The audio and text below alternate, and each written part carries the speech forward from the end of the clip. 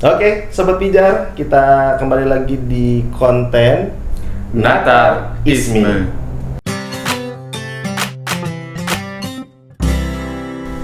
Kita mau bahas apa nih? Tempat-tempat yang pada masanya punya cerita. Ya. Sampai sekarang juga mungkin ya, tapi ada beberapa yang mungkin sudah agak lama ditinggalkan. Nanti kita akan bedah di situ. Mungkin para sobat Pijar ini belum tahu sejarahnya, nanti kita coba jelaskan di sini ya. Kita coba jelaskan. Ya seadanya. Ya. Tentunya dengan bantuan Google ya. Ya, betul. Tapi nanti kita akan tambah-tambah cerita sedikit tentang Dan pengalaman kita, pengetahuan kita tentang tempat-tempat ini. Ya. Ini nanti akan kita bahas beberapa banyak tempat, tapi mungkin setiap episodenya kita ya sekitar 3 sampai 5 ya. 5 tempat. Dan yang pertama kita mulai dari mana nih? rumah sakit. Karena tempat kita lahir bisa jadi dibilang bisa jadi rumah sakit. Iya. Nah, ini ada satu rumah sakit yang kayaknya hampir semua orang Natar tahu. Belum tentu juga ya. Gen Z mungkin belum tahu. Oh ya, yang generasi sekarang mungkin tahu. Iya. Karena yang tahunya Natar Medica dan Dulu jawabannya salah. Itu benar nggak kalau namanya itu rumah sakit Islam? Ya. Betul ya. Umumnya rumah sakit Islam. Orang tahunya rumah sakit Islam, Iya. tapi kita tanya Yaya nih, dia udah observasi, googling sebenarnya apa nama asli dari rumah sakit ini? Ya. Silakan, Bung Yaya. kayak kuis gitu. Jadi, ya. Di Natar itu ada rumah sakit pertama yang berdiri di Natar itu. Oh iya, rumah sakit pertama, betul. Ya, di Natar itu rumah sakit namanya Rumah Sakit Islam Umbul Thaif. Rumah Sakit Islam Umbul Thaif. Ya, Oke. lokasinya di Jalan Natar.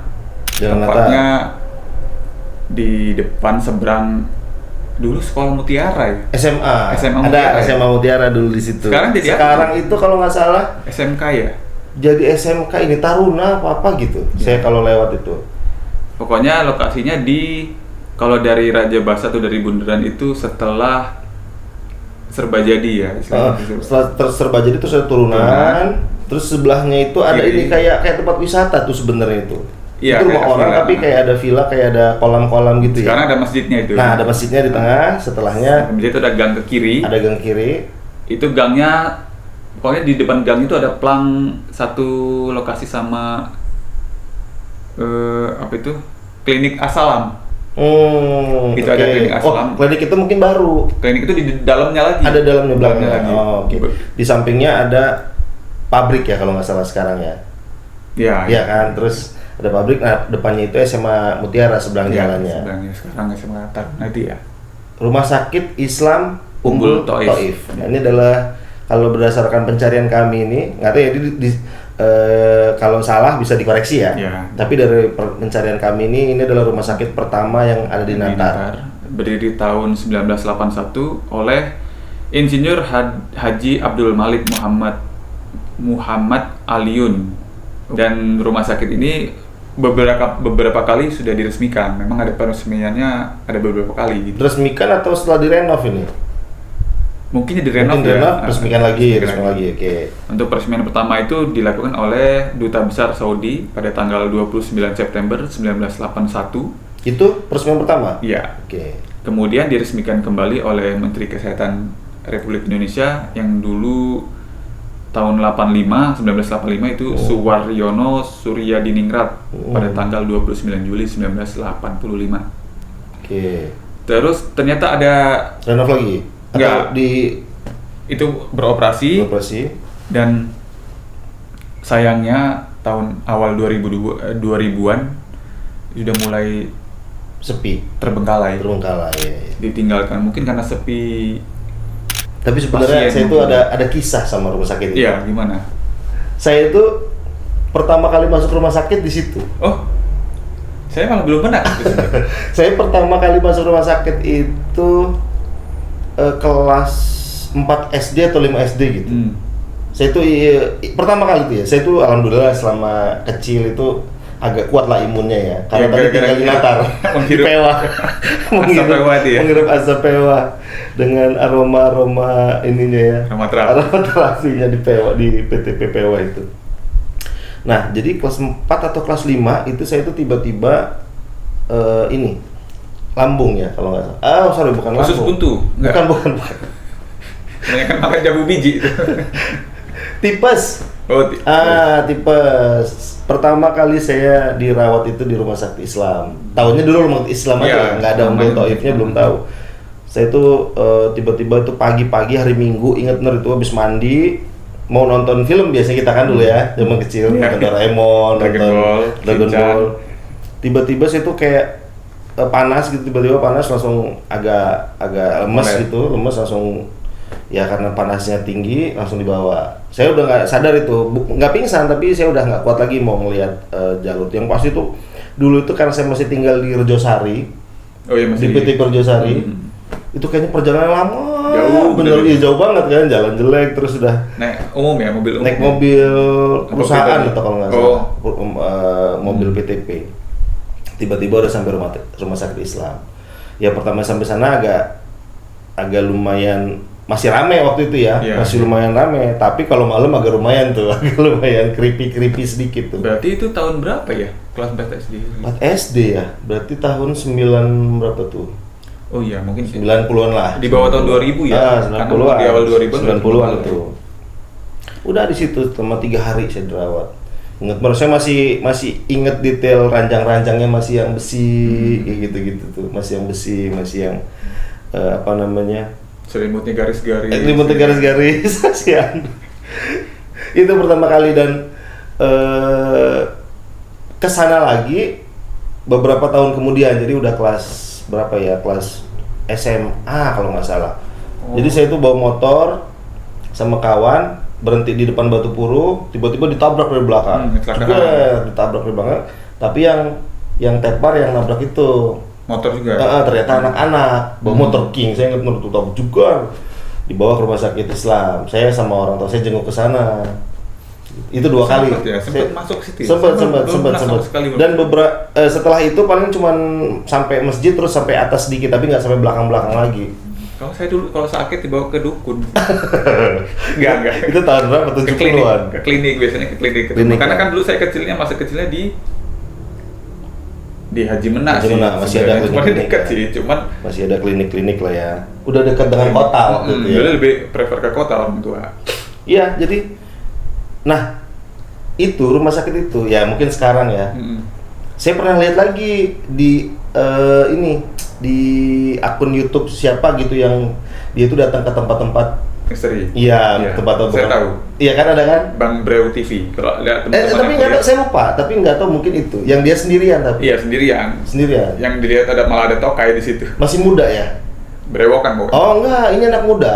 Mungkin beda orang. Dia nge-review memang tempat-tempat terbengkalai gitu ya. Salah satunya ternyata konon ada cerita sedikit ya. Rumah sakit ini ditinggalkan gara-gara pasiennya itu sering diganggu, katanya gitu. Cerita-cerita perawatnya gitu-gitu ya. Bukannya tambah sembuh malah tambah stres. Makanya jadi sepi. Mungkin perawat yang ganggu. Jadi pas masih mau nyuntik dokternya perawatnya, ayo dok, gitu digangguin gitu. Oh gimana ini? Halus. Itu kan mitos ya. Ceritanya. Digangguin gitu. Jadi ini rumah sakit bercandaan ini katanya gitu ya. Nah, terus di yang saya lihat di YouTube itu memang ini sih ya, dia sendirian. Katanya dia klaimnya dia tuh sendirian. Dia tuh datang ke sana jam 1 malam sendirian, bener-bener sendirian. Emang dia sering keliling Indonesia nyari tempat-tempat yang kayak gitu. Bukan orang Lampung pemilik akun YouTube-nya itu. Dan dia memang keliling di itu. Jadi ya memang itu dia nge-reviewnya sih memang akhirnya jadi tempat kayak anak-anak mabok. Iya, bener nggak? Bener ya. Jadi tempat gelandangan lah. Jadi memang kalau untuk nggak takut setan tuh harus mabok dulu ya. Jadi mereka nggak peduli kan? Iya, sama-sama setan jadi. Nah, iya sih. jadi kan kita taunya ngeri, serem gitu ya. Tapi anak-anak minum di situ. Iya. Berarti kalau udah mabok nggak peduli lagi ada setan ya. Malah ikut setannya nih. Jadi memang kondisinya udah. Setan yang takut. Kondisinya udah menyeramkan. Maksudnya udah benar-benar terbengkalai. Iya. Tapi ya mungkin siapa tahu ya. Karena tempatnya juga strategis kan. Iya. Siapa tahu ada investor apa gitu. Itu ini ya swasta ya? Kalau ngelihat dari namanya sih ya swasta. ya. Apalagi tadi pemiliknya personal tadi kan. Siapa tahu mungkin ya. Iya, Karena kan mungkin. di Natar juga sekarang sudah ada beberapa pusat kesehatan yang lumayan ya. Iya. Rumah sakit Natar Medika, Ya, itu terus yang ada sekarang kan. terus klinik-klinik juga udah mulai banyak. Iya. Puskesmas juga di Puskesmas Natar juga udah lumayan gitu. Di beberapa desa lain juga sudah vaskesnya udah bagus-bagus gitu mungkin. Ya mungkin untuk pemerintah ya, mungkin bisa mengambil alih rumah sakit itu ya. Jadi apa? Museum? Ya bebas aja. atau jadi yang lain ya mungkin ya, kalau nggak rumah Di sakit. rumah hantu. Karena setahu saya itu dulu itu kan ada teman-teman kita sekolah, rumahnya dekat-dekat situ. Jadi tuh mereka tuh sering main di belakang rumah sakit itu. Jadi di belakang rumah sakit itu kayak ada rumah orang penduduk. Iya. Dulu teman kita tuh SMA itu si Dian Hadi. Oh, Dian Hadi Wijaya, terus Dian Hadi Sastrowidoyo. Dian Hadi Sastrowardoyo. Dian Hadi Wijaya. Terus yang apa tuh ada jenggot itu siapa teman kita yang rumahnya di belakang Mutiara juga itu, SMA Mutiara itu. Bowo. Tapi yang sering kesana itu saya lihat tuh si Dian Hadi, dia pernah cerita itu. Nah itu mungkin dia sudah paham lah ya penghuni situ kalau sekarang. Oke, itu rumah sakit Islam, ya. rumah sakit pertama yang ada di Natar. Ya. Ya kalau sekarang mungkin sudah banyak fasilitas kesehatan lain ya. Tapi kita sedikit review aja nih buat sobat bijar yang mungkin belum pernah dengar gitu ya. Nah, untuk kedua nih, sekarang tempat lagi. Kita ada data tempat yang ini yang agak ikonik lah. Ikonik di Natar. Dulu satu-satunya SMA di Natar. Dulu satu-satunya SMA di Natar. SMA negeri ya. Kita bahas tentang SMA Negeri 1 Natar. SMA Negeri 1 Natar ini dibangun pada tahun 1985 ya. Oke. Terus lebih tua dari kita tuh. Iya ya. Iya, kita ya. Terus diresmikannya tanggal 22 Desember 1986 karena proses pembangunannya memakan waktu 1 tahun. SMA Negeri Natar 1 ini SMA Negeri 1 Natar ini menerima murid untuk pertama kalinya pada tahun pelajaran 1986-1987. Oke. Kepala sekolah pertamanya adalah Dr. Andes Jamhari Rahadi dan sebagai pelaksana harian Bapak Haji Albar Maki yang menjabat dari tanggal 18 Juli 1986 sampai dengan 31 Oktober 1987. Dan kebetulan juga ini sekolah kita berdua ya. Sekolah kita berdua. SMA kita tercinta. Dulu apa panggilannya apa sebutannya? Seman Star. Dulu SMU, jadi Semun Star. Kalau sekarang SMA. Ya, Seman Star. Tapi kalau dari cerita-ceritanya sekarang kayaknya sekarang masih deh namanya. Seman Star. Ya? Masih Seman Star sebutannya. SMA 1 Natar. Oh, padahal kan dulu memang cuma 1 ya? Enggak sebenarnya. Ya kalau yang negeri 1. Iya, negeri 1. Kalau yang swasta ada dulu kan ada Swadipa. Ya kan, terus ada sebenarnya kok mirip-mirip tuh pembangunan Mutiara. Iya, dekat-dekatan. Itu. Terus ada apa? Oh YBL belum ada dulu ya. Apa kita bahas juga? SMP. Swadipa kita jelasin tahun berapa? Kita coba cari tahu. Karena kalau dulu itu mungkin sekolahnya yang paling rame ya SMA 1 dan Swadipa ya. Kalau sekarang udah banyak sekolah juga tuh, ada SMA 2 Natar ya kan. Ada SMA Yadika. Life Skill, SMA Yadika, terus yang belum yang di arah-arah Sukadamai sana mungkin ada SMA swasta. Ya. SMK Negeri 1 Natar ada nggak ya? Ada nggak, coba di googling. SMA Negeri Kita 1 bahas Natar. Swadipa dulu. Oh, kita bahas Swadipa dulu. SMK Swadipa 1 Natar berdiri pada tanggal 17 Maret 1987. Oh, nggak terlalu jauh ya? Ya, yang beralamat di Jalan Rebumisari, Kecamatan Natar, Lampung Selatan. Swadipa itu singkatan sebenarnya ya. Singkatannya Yayasan Swadaya Himpunan Pemuda. Jadi Swadaya Himpunan Pemuda disingkat jadi Swadipa. Yang zaman dulu diketuai oleh Bapak Dr. Andes Haji Edi Sutrisno, MPD, yang waktu itu menjabat pernah jadi wali kota. Iya, pernah jadi wali kota Bandar Lampung. Ya, itu ya.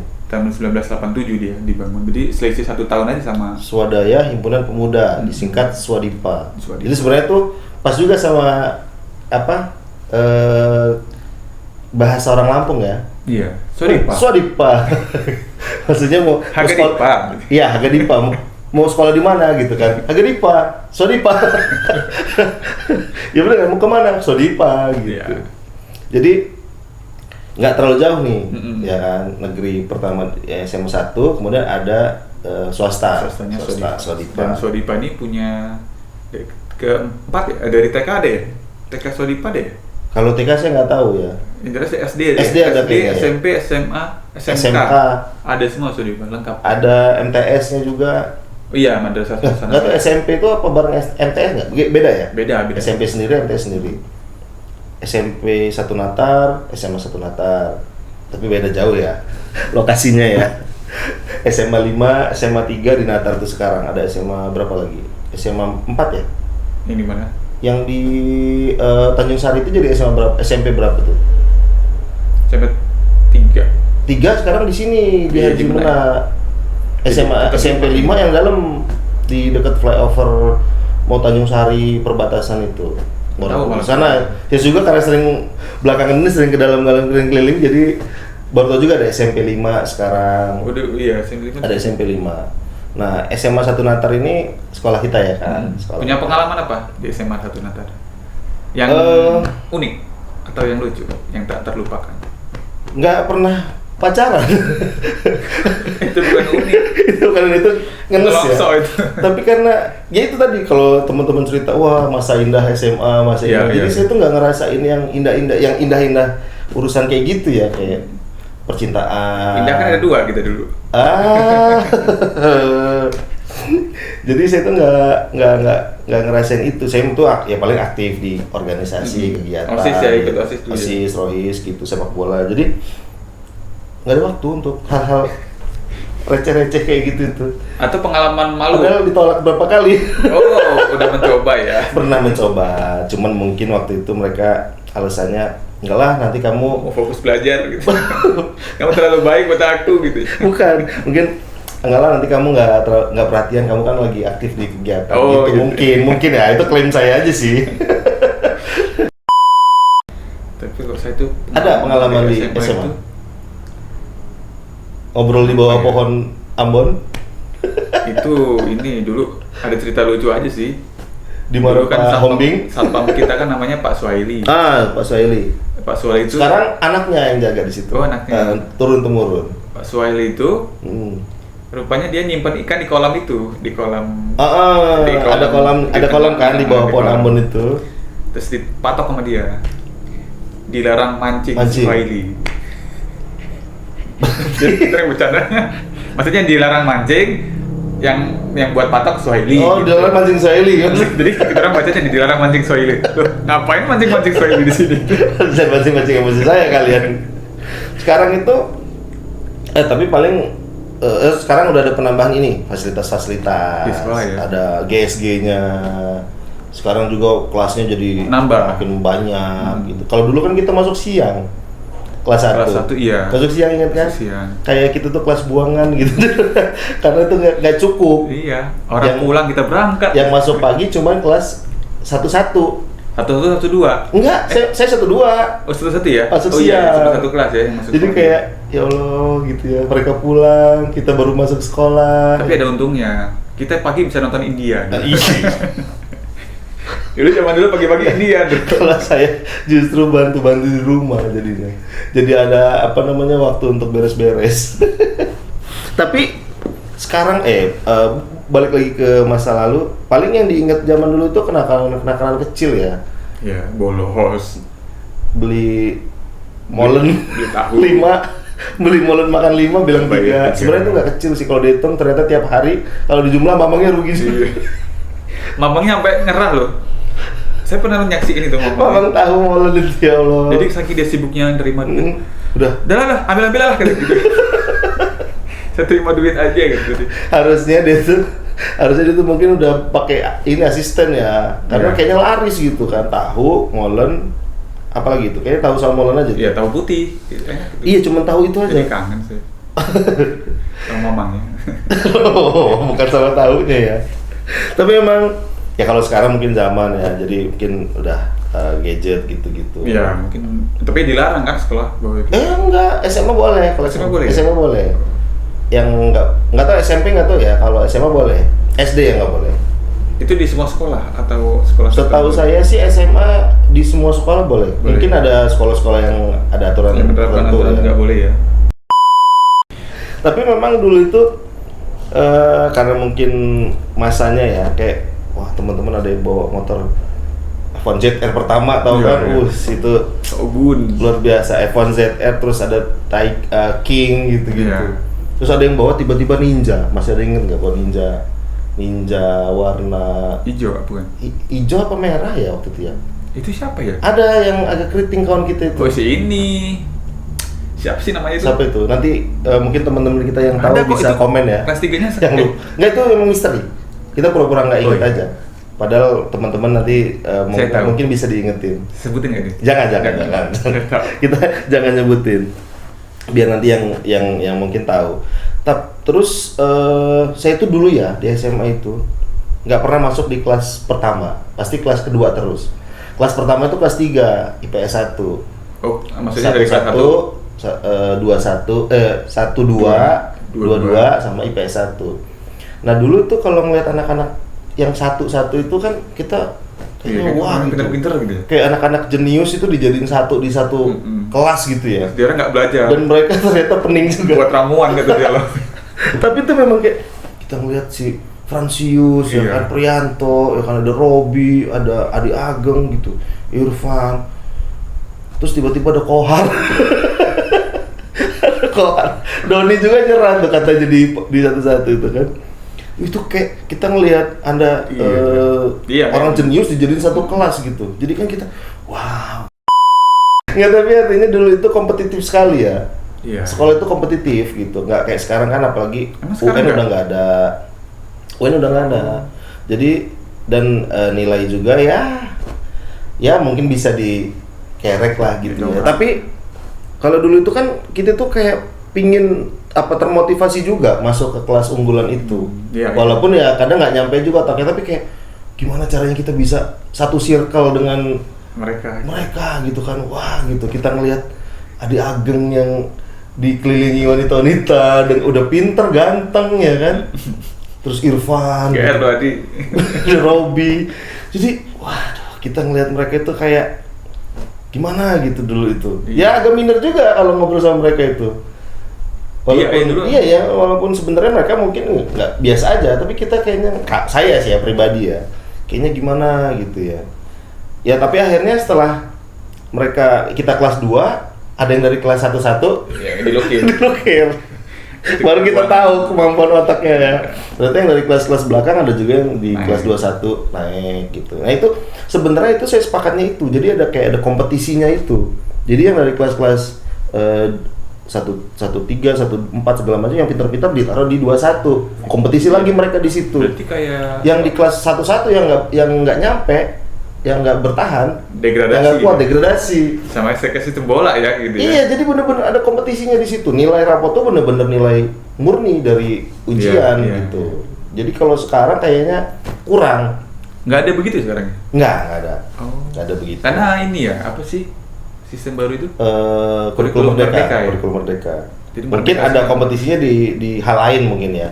Nggak hanya mengejar ranking tadi, mungkin ada alasan tertentu lah. Tapi waktu itu bagi saya pribadi itu kompetisi itu Cukup berasa ya, Cukup berasa. berasa, ya. Dan itu benar-benar membuat kita itu jadi ngerasa tahu potensi kita di mana gitu ya. itu di SMA ya. SMA Natar itu itu cerita kan kita sedikit lah tentang SMA. dekat juga sama rel kan belakang tuh. Rel, Itu rel Pewa. terus ada lapangan di Oh, lapangan merah. lapangan merah. Lapangan merah Tempat itu kita main bola. Iya, itu di Natar juga itu ada Kompetisi. di ada kebun karet. Bukan dong, sawit. Oh, sawit dia. Iya tadinya sawit. Karet tuh dulu sekarang. Sawit ya? Sawit. Sekarang karet. Oh, gitu. Iya. Kalau nggak salah gitu ya. Lapangan itu ada di tengah-tengah kebun. Iya. Betul. Sebutannya lapangan merah, itu tempat kita kalau mau lapangan besar kan lapangan sekolah kan agak kecil ya. Agak kecil. Jadi kita kalau mau main bola di sekolah pergi ke lapangan merah. Lapangan merah. Sebutan tempat. Itu kenapa? Karena tanahnya merah ya? Iya, rumputnya susah tumbuh di situ. Oh, kan sebutannya lapangan merah. Lapangan merah. Tanahnya tanah merah. Dan itu udah banyak makan korban kaki dan lutut kita kalau jatuh karena kan batu-batu kerikil. Di situ. Tapi nggak tahu ya, dulu tuh kayak nggak ngerasa sakit aja main di situ ya. Padahal nggak pakai sepatu. Iya, dulunya. Pulang sekolah ada kompetisi antar kelas gitu. Oke, cukup itu. Nanti kita bahas sendiri lagi lah tentang sekolah kita ini ya, lebih full lagi. Siapa tahu kita bisa undang teman kita yang lain ya. Nah, sekarang mungkin terakhir lah ya ini ya. Satu tempat terakhir. Ini agak panjang ya untuk episode kali ini tentang tempat-tempat unik dan icon di Natar. Kalau di Natar itu kita susah untuk tidak menyebut bahwa ada sumber air panas. Nah, siapa yang tidak mengenal? Tahu nama resminya nggak? Nama resminya sebenarnya Wai Panas Bumi. Wai Panas Bumi. Atau Wai air ya. Kalau bahasa Lampungnya Wai itu air, Panas Bumi. Ini ada di Desa Merak Batin, Kecamatan Natar, Kabupaten Lampung Selatan. Ditemukan pada tahun ditemukan pertama kali pada tahun 1856 oleh Umpu Sebajau. Seorang tokoh adat yang dikenal zaman dulu, memiliki kesaktian dan cukup disegani. Dan konon katanya dulu nih air panas ini sebagai tempat berobatnya para pendekar gitu. Kalau kalah bertarung, berobatnya di situ. Terus pada tahun 1923 Pangeran Ratu Sebuai Jaya Taruna, putra kandung dari Umpu Sebajau, membagusin tempat itu, memperbaiki, jadikan lebih proper lah, digunakan untuk permandian untuk masyarakat sekitar. Terus pada tahun 1970 hingga 1980-an air panas itu dibangun kembali oleh anaknya Raden Pangeran Ratu Sebuai Jaya Taruna tadi. Jadi cucunya turun-temurunnya. Jadi itu memang untuk penemuan keluarga sebenarnya. Sekitar tahun 1970-1980 ditata untuk dibangun kembali oleh putra kandung namanya namanya Mutakin Jaya Taruna. Dan 1988 sudah bagus tuh. Tadinya kan sawah, untuk daerah ke situ harus nyemplung lumpur dulu. Jadi dia ditimbun. Saya pernah punya cerita juga itu nanti. Gitu ya. Oleh Pak Mutakin ini, Jaya Taruna ini ditimbun, akhirnya sampai sekarang jadi yang kita lihat sekarang. Jadi tempat mandiin air panas Natar lah ya, orang kenalnya. Tuh sempat heboh ya beberapa tahun belakangan. Maksudnya bener-bener ramai, tempat hype ya. Mungkin kalau sekarang karena sudah ada beberapa tempat lagi di Natar itu, kalau nggak salah ada satu lagi ya di daerah Banjarjo itu pemandian air panas juga. Tapi ada unik yang tempat kita ini, buat tempat kita yang di Natar. Yang di Natar ini, dia itu bukan dari belerang, jadi makanya nggak ada bau belerang. Itulah yang. Jadi langsung dari sumber. Padahal nggak ada gunung berapi juga. Nah itulah. Jadi air ini nih memiliki suhu 49 derajat Celcius. Dan diyakini bisa menyembuhkan berbagai penyakit. Ya, makanya setelah direhab, ya kan, direnov jadi tempat itu, wah dulu tuh sampai macet-macet itu. Saya tuh masa kecilnya juga sering di situ. Sering mandi di situ? Jadi dulu itu bukan di tempat yang sekarang ya. Itu kan agak ke dalam. Yang dibangun itu bukan. Jadi saya tuh nggak tahu ya. Saya tuh nggak tahu letak persis letaknya. Tapi waktu sumbernya ya. Saya kecil itu SD juga, SD lah, kelas 5 kelas 6-an itu. Saya tuh main dari Rejosari keluar. Saya kan di PWH itu sampai kelas 4 ya. Sampai kelas 3, 4, 5, 6 sampai SMA di Rejosari. Nah, sekitar kelas 5 6 itu saya tuh main ke Batu Puru sama teman-teman, dulu nebeng-nebeng mobil gitu, mobil truk ya, mobil truk sawit itu. Nah kami tuh main ke situ, tapi tuh kami waktu itu belum tahu kalau itu ada tempat mandiin air panas. Waktu itu. Tapi masih udah dibuka? Belum. Jadi belum di. Waktu itu kami nggak tahu ya, namanya masih kecil ya. Tapi waktu itu kami belum tahu kalau itu udah dibuka untuk umum. Atau mungkin sudah dipugar sebelah sananya. Kami itu lewat sawah-sawah itu. Yang ya sebelah-sebelahnya kan sawah kan. Iya, sawah. Kami tuh masuk ke sawah. Terus teman kami itu secara nggak sengaja itu nemuin kayak agak kolam kecil, terus pas kami coba airnya panas, hangat lah ya, nggak terlalu panas. Iya. Karena udah mengalir dia. Kami mandi di situ. Bukan sumber utama ya? Bukan. Waktu itu kayak ada cerukan kecil, terus kami mandi di situ. Mandi kami di situ. Terus itu nggak cuma sawah. Seingat saya itu, saya dulu pernah mengambil timun. Itu dulu itu ada kebun timun juga. Anda kancil apa? Kancil mencuri timun. Seingat saya dulu itu ada kebun timun di situ. Jadi abis mandi itu kami tuh ngambil. Oh iya ada. Kalau nggak salah ya, tapi seingat saya itu timun waktu itu. Kan itu kan dekat sama Gang Nuri juga kan sih. Gang Nuri depan Polsek. Ya. Sebelah Pondok Indah. Kan teman kita ada yang rumahnya Gang Nuri. Oh iya, si Agung. Itu dulu pernah cerita, memang suka nyolongin timun juga. Mungkin iya. Bener itu. Ada kebun timun. Tapi abis nyolong kecilnya, gedenya jadi yang nangkepin yang nyolong ya. Gedenya jadi tukang timun. Bisa, sebenarnya itu tukang timun. Tapi saya ingat banget timun. Jadi abis mandi, kami tuh ngambil timun, makan, terus pulang. Tapi saya tuh sempat ribut sama temen tuh, sempat berantem di situ sama rebutan timun. Bisa jadi sih waktu itu. Nggak, pokoknya kata-kataan, tapi dia tuh lebih tua dari saya, badannya lebih gede. Jadi ribut, pas udah mau jalan pulang ribut, kami agak berantem-beranteman, saya dibanting, kotor lagi, mandi lagi, ngambil timun lagi. Jadi sebenarnya ribut itu untuk alasan ngambil timun lagi sebenarnya. Jadi akhirnya pulang setelah mandi pulang, dan setelah itu zaman masih SMA kita kan nggak tahu juga ya kalau itu rame kan, kayaknya sih nggak terlalu rame ya SMP. Kita kan sering lihat, kalau saya sering lihat tapi nggak pernah ke situ. Iya, dulu kita tuh malah saya tuh baru ke sana itu malah setelah kuliah. Saya udah kuliah. Udah kuliah karena waktu itu kita sehat kali ya. Kecilnya sehat ya. Iya, udah mulai rentah. Tapi memang dulu itu bener-bener jadi buah bibir tempat itu. Panas ya. Untuk penyembuhan gitu. Jadi yang datang ke sana itu bukan cuma sekedar mau mandi, tapi benar-benar mau terapi. Dan dari testimoninya, ya karena saya juga kan sering pernah liputan ke sana ya. Banyak yang benar-benar memang sembuh dari penyakit-penyakit yang sudah tahunan gitu. Mertua saya itu kan kena saraf kejepit. Dia terapi ke dokter. Saraf gitu kejepit. Enggak ya? Kejepit pintu.